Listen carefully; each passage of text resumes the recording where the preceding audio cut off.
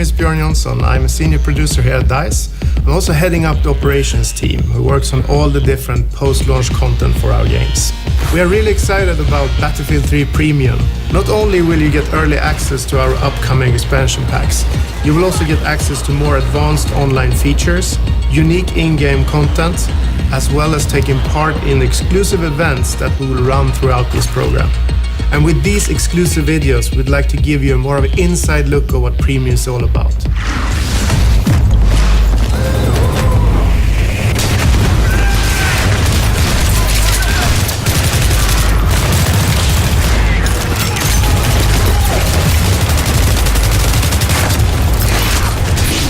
I'm NIKLAS FEGRAEUS. I'm the lead designer for the DICE operations team, and I'm currently in charge of designing the X-Packs for Battlefield 3. I started at DICE in 2004 as an animator doing weapon animations for BF2, and since then I've moved on to design. The idea behind Close Quarters is to capitalize on what the Battlefield universe is. In 1 second you can be an infantryman running through a house, and in the next second you can be a pilot soaring through the skies in a jet fighter. So it has all these very exciting elements, and what we want to do with Close Quarters is to really capitalize on the infantry-focused, tight combat environment. Now with maps that really cater to it. In order to enhance that, we've also introduced what we call HD destruction, which basically means that you can use only your rifle. I mean, normally you would have to use like tank shells and bazookas in order to bring down, these big stone walls. But now it's like plaster, wooden panels, furniture. So you will be like a destruction machine, even only with your carbine or machine gun. It makes everything very vivid and very kind of in your face.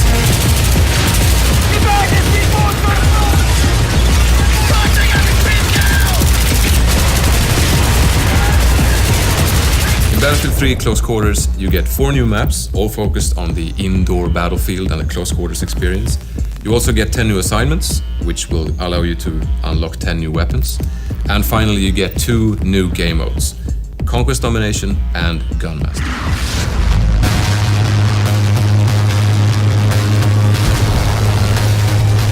Conquest Domination is the Close Quarters take on Conquest.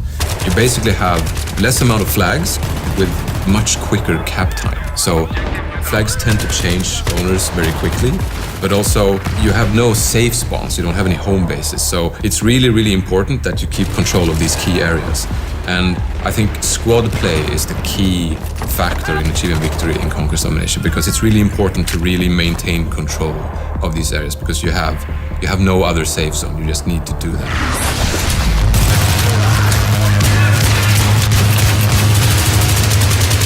And then we have Gunmaster, which is a really action-packed jump-in-and-play mode, which is actually a race, where you start out with a pistol, and then as you get kills with that pistol, you advance to the next tier of weapons.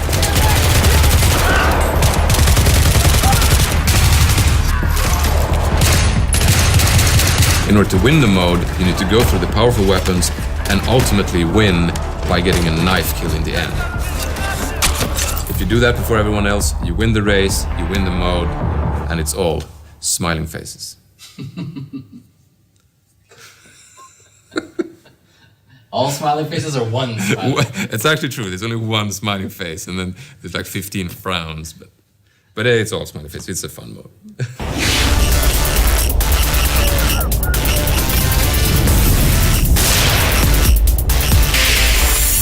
ZIBA Tower is our smallest and most action-packed map. It's essentially a skybar on top of a skyscraper. It's based around the classic and horseshoe-shaped design that many Battlefield players know from Wake Island, but now in this condensed form, you can use that middle space to really flank the enemy, which is really exciting, especially since you have the 2-floor setup as well, so you can actually use the staircases to come up behind people who are guarding like the top floor. And we have some good sniping spots there. For example, you can have a good defensive position on top of the swimming pool area. That's a pro tip right there. It also has a lot of corridors and rooms with very thin walls. So what you can do is open up flanking routes by just actually shooting big holes in the walls. So you really need to find your spots if you're trying to play defensively. And if you're on the offense, you need to move very quickly because it's a small map, it's a lot of circulation, and a lot of action, so movement is key.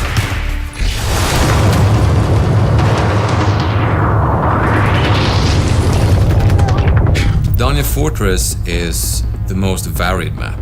It's built upon this old fort based on a hilltop. So it has this really old stone, catacombish fundamental base. And then they have tried to build this nice, posh, luxurious palace on top of it with lots of art and, nice furniture and things. And now, war has come, so it's partly destroyed, and you have all these big holes and openings that allow for, flanking and going between floors and so on. Gameplay-wise, it has lots of stairs that lead to either flag positions or to the other floor, of course, and also to certain sniping spots that you can have overview of courtyard or big corridors. So I think the best tactic to employ on Donya Fortress is to use really proper squad play in order to defend the key locations, like the big entrance room, cellar. They have all kinds of entrances, so protecting them needs more people, so a good squad will really be able to lock one of those down, and that's what's going to achieve it.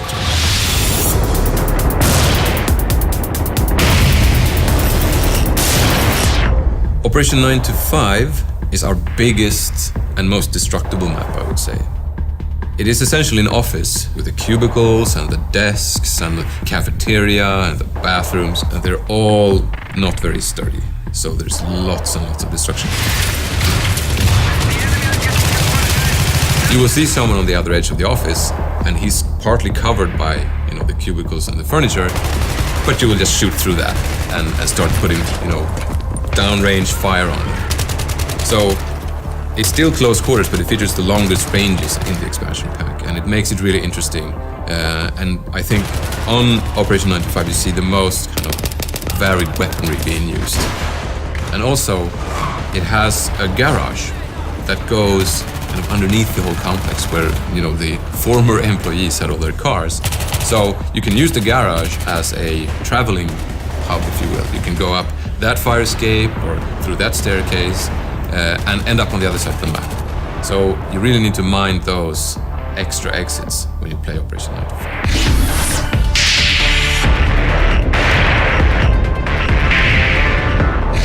Scrap-metal is the most vertical map. It is an old factory. Parts of it actually so old that it's not being used anymore. It has a kind of a two-fort design where you have one big area, which is actually like a worn-down part of the factory, and then you have the still kind of functional area on the other side. And the thing is, those two sides are connected only through pretty narrow passages. So keeping those under control is really, really key.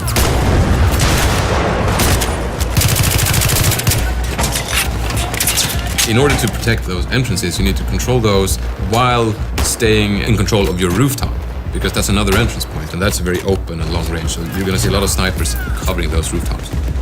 And also, since it's an old factory, it's made out of mostly concrete and metal, so you won't have the same abilities to, tear down walls and create flanking routes. So positioning, I think, is the absolute key to winning on scrap-metal. It's very exciting when you have control of one side and you're trying to figure out how to assault the enemy on the other side. And I think that's a very exciting proposition that comes with scrap-metal.